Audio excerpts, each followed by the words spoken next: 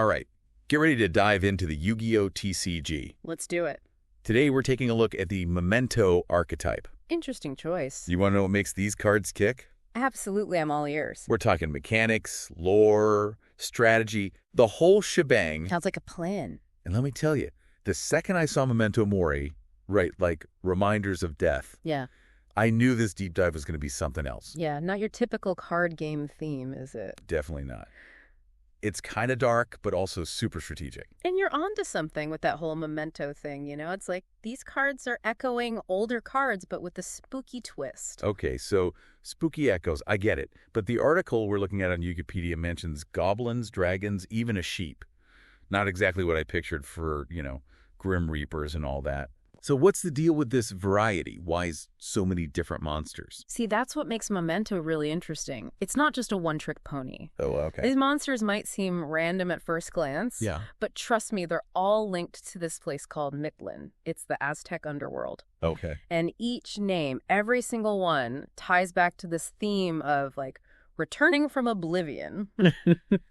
Which, in Yu-Gi-Oh!, that basically means the graveyard. So strategically, are we talking about a deck that wants to be sent to the graveyard fast? I mean, why else have a whole theme around it? You're picking up what we're putting down. Memento wants to be in the graveyard. It's not about avoiding it, it's about using it. It's a resource. Interesting. Think about it this way. Most decks, they panic when their monsters get sent to the graveyard. But for Memento, that's just the beginning. And speaking of using the graveyard, the article talks about this boss monster, Memento Tekutlika combined creation. Oh, yeah. I mean, that name just screamed the big bad, right? Clear. What makes Tekutlika so powerful? Especially in a deck that, loves being in the graveyard. Oh, man, where do I even start? Tekutlika is like the VIP of this whole graveyard comeback thing. See, in most Yu-Gi-Oh! Decks, sending stuff to the graveyard, it's just a way to an end, right? Yeah, usually. But with Memento, it's like the graveyard is where the party's at. Your monsters are just chilling there waiting to make a grand entrance. Or guess what? Tekutlika is holding the door open. Nice. And it's not just that it can attack all your opponent's monsters at once, which, don't get me wrong, is amazing. Yeah, wiping the board is always nice. But the article also mentions Tekutlika being, reactive. Oh, right. I didn't really get what they meant by that. Okay, so picture this. Your opponent, they think they've got you cornered, about to make their big play. Uh-huh. And then, bam! You activate Tekutlika's special ability. Like trap card, just waiting to be sprung. Oh, I see. Every time your opponent tries something, like activating a card or an effect, boom. Tekutlika swoops in, summons even more Memento monsters from your hand or graveyard. So it's like, the more they try to fight back, the stronger this thing gets. Exactly. It's all about mind games, Your opponent's got to think twice before making a move because every action they take could totally backfire on them. Wow. The article even had this combo example using Memento and Anguish to show how fast this can happen. Oh, I love a good combo. Right. Tell me more. So with Anguish on the field, you can just, instantly send a Memento monster from your deck straight to the graveyard. Okay, and? And here's where it gets good. That triggers a whole chain reaction.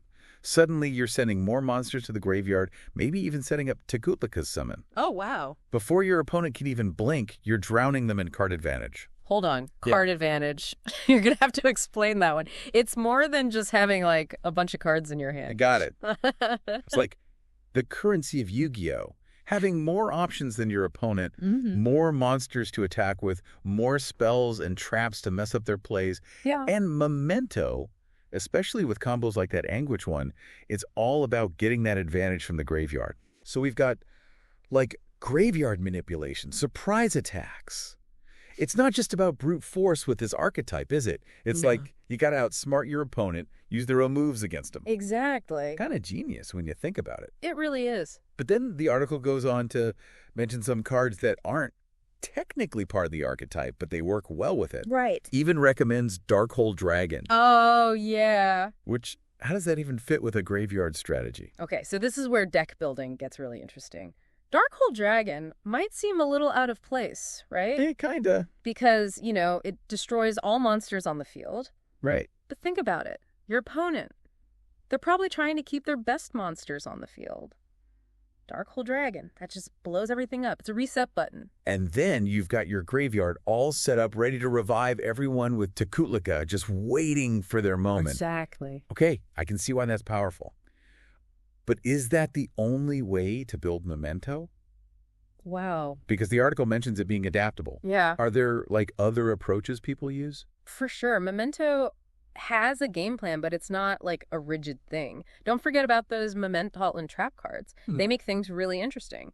In fact, the article even suggests using a card like IP Masquerena. You can really take advantage of all the card advantage Memento can pull off. So we've gone from graveyard shenanigans to surprise attacks to now trap cards. A little bit of everything. For me, someone who loves those, like, unexpected plays, Memento is surprisingly versatile. And that's the thing about this archetype, right? It's not just playing your cards. It's about playing your opponent. Oh, I like that. Reading them, knowing what they'll do, and then bam, turning their strengths against them. Always keeping them guessing. It's very fitting, isn't it? That whole Memento Mori thing, like those reminders of death, they're not just for show. No. They represent turning the tables when all seems lost. Like, even being sent to the graveyard isn't the end. Exactly. It's just the beginning. It's a whole new strategy. Yeah. So anyone out there who's looking to try something different, shake things up a bit on the dueling field. Memento might be for you. Memento could be your new deck. Give it a shot. Why not? Experiment. See what you can come up with. There's a whole world of Yu-Gi-Oh! Out there. This is just the beginning. And with that, we wrap up another deep dive. Until next time.